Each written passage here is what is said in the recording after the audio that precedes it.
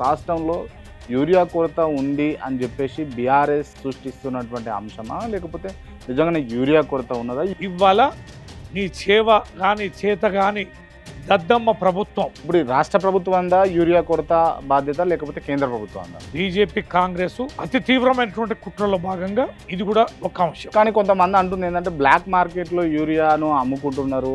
చిన్న విషయం కాదండి, పెద్ద దందా. 280 రూపాయలు ఒక యూరియా బస్తా, 500 600 అమ్ముతున్నారండి. రైతులకు వస్తా కదా.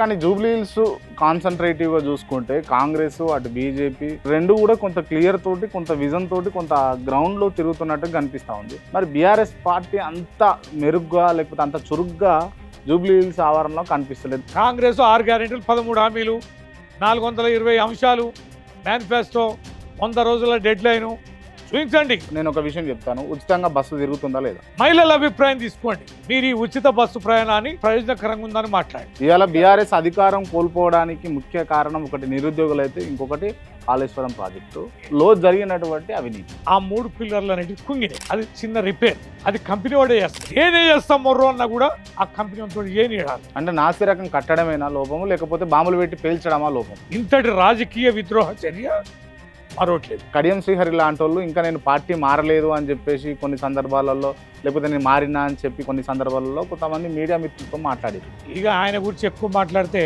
మన సమయం కూడా అవుతుంది.